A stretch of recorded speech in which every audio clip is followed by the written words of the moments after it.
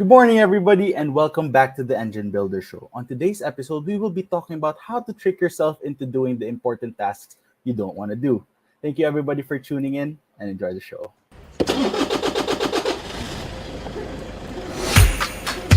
Good morning, everybody. There was always a ton to learn.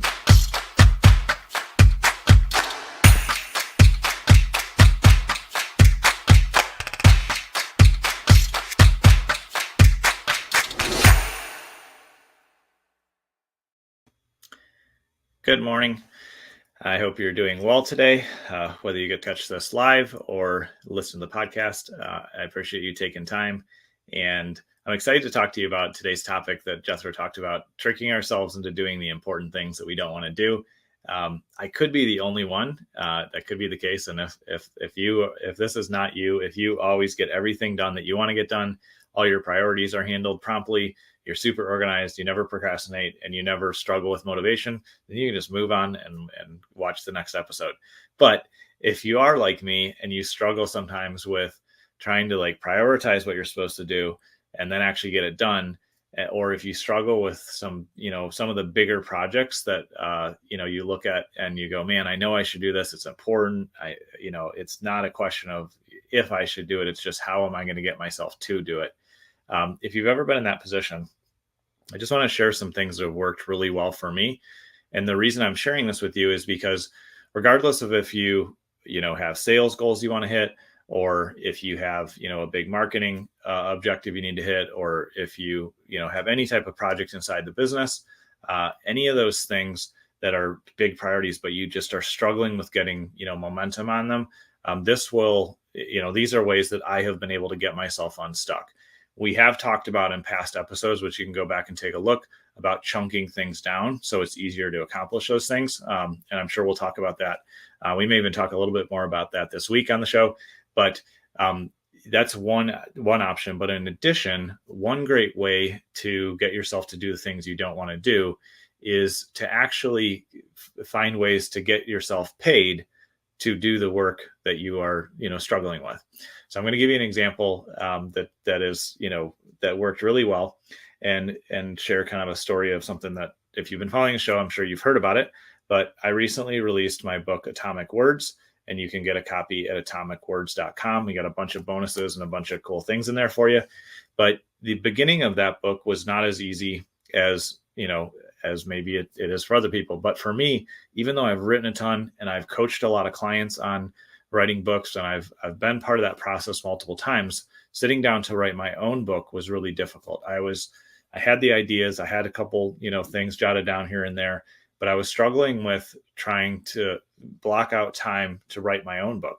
And I think that happens to us a lot as entrepreneurs. We can be really good at delivering some type of product or service or coaching or whatever it might be to our clients.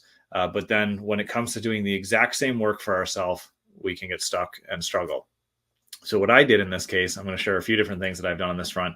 What I did is I said, you know what, I'm going to offer a masterclass, have people pay a small membership fee to join, and I'm going to show them how they can write their book in 12 weeks. And I did that for a couple of reasons. One, I knew that there would be people that would really benefit from getting their story out there, writing their book, and having what I call a $1 million business card, which is what you get when you write your own book. And then also I said, well, I'm going to commit to writing the same amount that I'm going to coach everybody that goes through the program on writing each week. So I mapped out a whole process and we went step by step through it. And I was able to write 80% of my book during that masterclass. And then I ended up, it only took a matter of just a few more days to wrap it up and finish it up. Now, granted, I did actually intentionally have a gap between writing the rough draft manuscript and then finalizing it and publishing it. There was a gap of a few months there. But the important thing is I got the bulk of the work done, and I could have finished and published it, right at the end of that 12-week masterclass that I offered. And so when you are an expert in something, again, it's often easy to deliver that service to somebody else. I was talking to a friend of mine who's an excellent photographer, and he took my marketing photos and my headshots, and I use them. I really love his work. And he was saying, I need to get my own headshots done. And I just can't I know how to do it myself, but I think I'm just going to pay somebody else. And I said, yeah, that's exactly what you should look at. You can, get somebody to do the work for you. That's another way. I said, or you can use this process that I used when I was writing my book, and you can teach a class on how to do this stuff, and you can just make part of the process you doing the work and showing how it's done, so that you're getting paid to do what you're good at, and you have a built-in accountability system that will force you in a healthy way. It'll trick you into doing that work.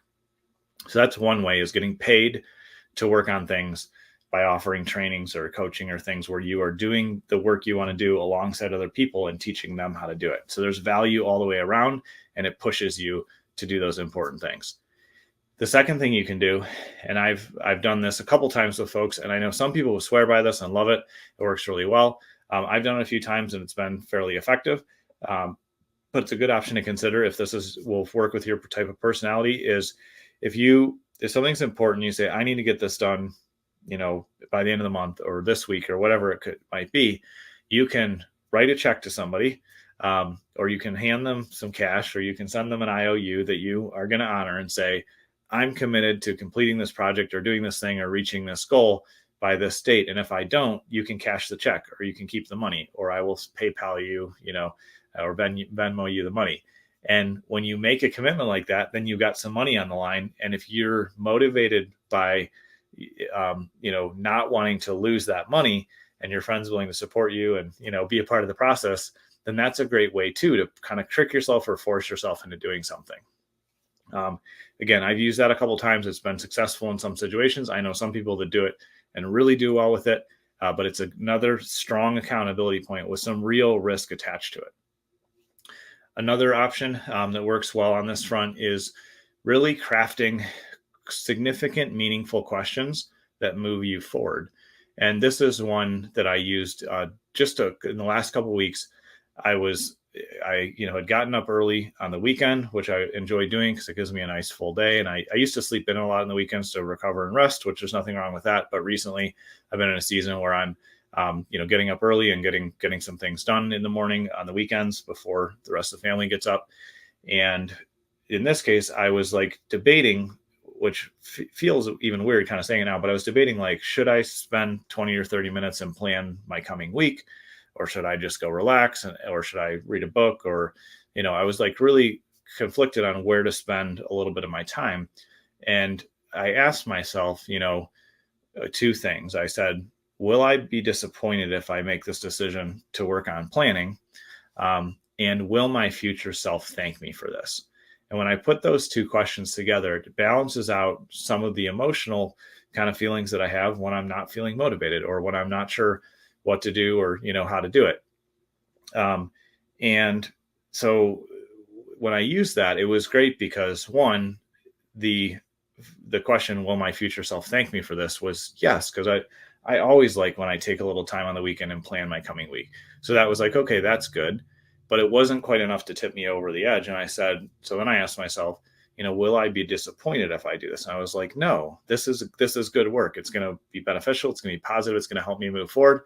And so it was excellent to be able to just jump in and do the planning. And I felt really good, and helped me overcome that emotional barrier that was stopping me for whatever reason on something that felt kind of silly or small in the moment.